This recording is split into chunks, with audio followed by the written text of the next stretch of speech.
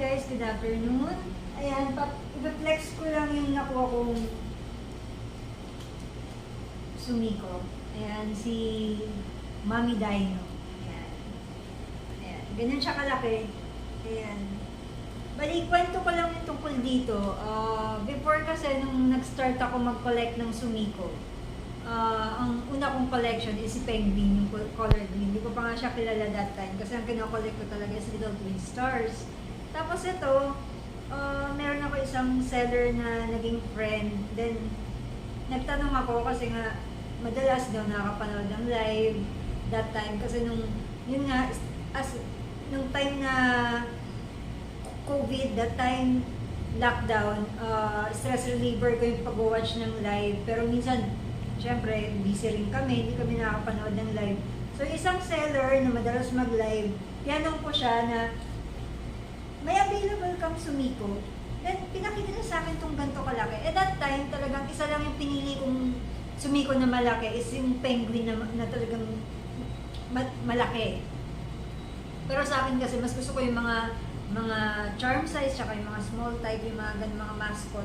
Kasi syempre, wala na mapaglagyan. Tapos, in-offer niya sa akin ito na medyo mababa. So, hindi ko pinansin. Then, after a year, parang may isa akong friend na nag-introduce sa akin kay Tokage. Yun nga, si Tokage as dinosaur. Parang, yun, shout out kay Mary na laging si Tokage yung ino-offer. Tapos, lagi kami nagkukwentuhan about Tokage. So, parang sabi niya, ate, meron si yung mommy na gano'n. So, mahilig talaga ako sa dinosaur nung bata pa ako. Dahil nga yung mga Land Before Time, yun yung mga gusto ko. Tapos yan, nakita ko na ang mahal pala nito. Mahal nito sa Sumiko Store sa Japan at saka sa Mercari. So, parang nagsisi ako na in-offer sa akin. Then, hindi ko kasi nga parang hindi ko pa siya kilala. Tapos, syempre ngayon mo nakikita yung value eh. Then, ni-retrieve ko yung mga messages, nakita ko na sayang yung parang, minsan kasi talaga pag yung collector ka din in-offer sa'yo, na mababang halaga, tapos parang nagdadalawang isip ka, then yun nga, dahil limited lang yung mga collections natin, so, ika-grab mo na, kasi ang hirap hanapin ulit.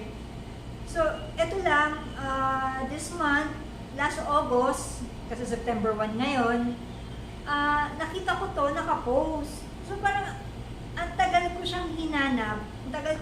Tapos parang, ang dami kong tinanungan, syempre parang, naku, wala na yan. Ganyan, syempre, tagal na nga naman, 1 year, nung conversation namin, and yet, nabenta na talaga. So, parang nakakatuwa, na parang, siguro yun no? Pag para sa'yo, and natuwa ako dahil, yun nga, nakuha ko siya na hindi ko na in-expect na magkakaroon ako. Pero, yun lang nakakatuwa kasi ang laki niya talaga. Then, ngayon, isa siya sa mga favorite ko sa sumiko, si Tokage. Tapos, ayan, kasabay niya, pero ibang seller. Ito, si Tokage rin na naka-crown. Kasi one of my collection is yung mga naka-crown, Halloween, tsaka Christmas. So, totoo lang, ang mga kinukuli ko is Christmas kasi parang happiest season sa akin yun. Then, sumunod na yung Halloween kasi nga syempre ma-purple ako. Kaya yun, Halloween. Tapos ayan, kaya dalawa silang yun. Siguro natuwa lang ako kaya gusto ko i-share. Kasi talagang siguro isa to sa iniyakan ko kasi parang nanginayang ako guys. Pero yun nga, kung meron naman budget and talagang gusto mo, siguro grab it na guys. Yan lang, shinare ko lang po ang aking Mami Tokage and always be safe, lalo na po ngayon na maulan and spreading love lang. Thank you po.